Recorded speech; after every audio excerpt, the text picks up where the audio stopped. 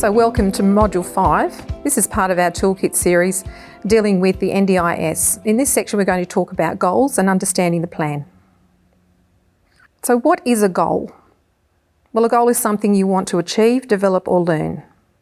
It's also something that's going to make you happy and proud of yourself. So when you're trying to help a client that you're working with to be able to set goals, that's not something that they would normally say to themselves. What is my goal for today? What is my goal for tomorrow? If you're a frontline support worker, here's some tips if you're helping someone to prepare to set their goals. So get them to think about things such as this. What do they want in their life? To be more independent maybe, get a job, have more friends, things like that.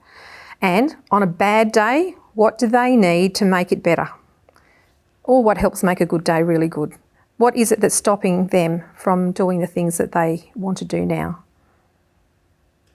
So also keep in mind that people that you are helping may not want to say what they can't do. Maybe you need to ask them some nice questions to be able to get that information from them. So here's a real life example of the importance of functionality, your long-term, short-term goals, supports and where you're going to pay for it. Here's Joan, who's told you that she always gets angry. Now, Joan wants to be happier and she wants to be more in control of her emotions. So that's the long-term goal. So in the short term or medium term, she needs to understand her emotions and learn strategies to cope better. How's she going to do that? Well, she can get support from a behavioural psychologist.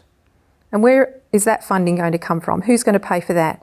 It's going to come out of her capacity building in her NDIS plan. You need to know what area your funding is coming from because it's very important to be able to have the right funding for the right goal that you've set. For instance, out of core support, this helps you to live independently. In your capacity building, it helps you to learn to do things better. And then there's a capital area of funding. You may need to buy equipment or have modifications to your home or to your car. So while you're out there helping people in the community as frontline workers, make sure that people's goals match up with their funding areas, core, capacity building and capital. For example, if a person really needed a prosthetic leg, well, if they don't ask for that, they won't get any capital to buy one. So it's important to get this right at the beginning because having a review and changing it can be very complicated. A big part of the NDIS, Cheryl, as we both know, is about setting goals.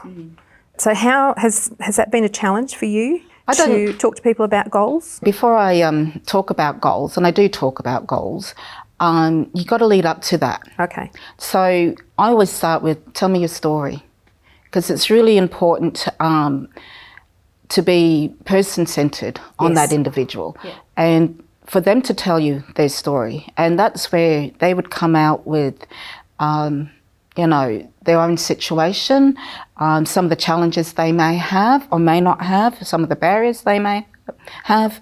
So when they tell you your story, that's when you get a really good understanding of them as an individual.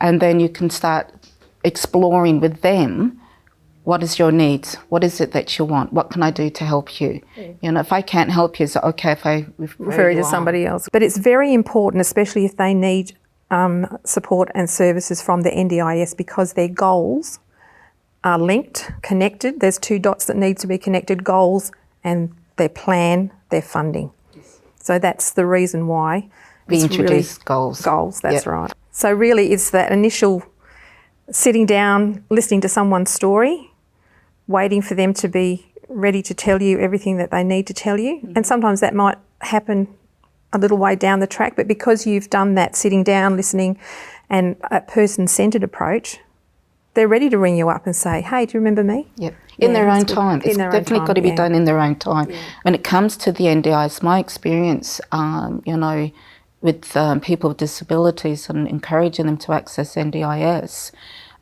there was a lot of resistance. I'm not eligible.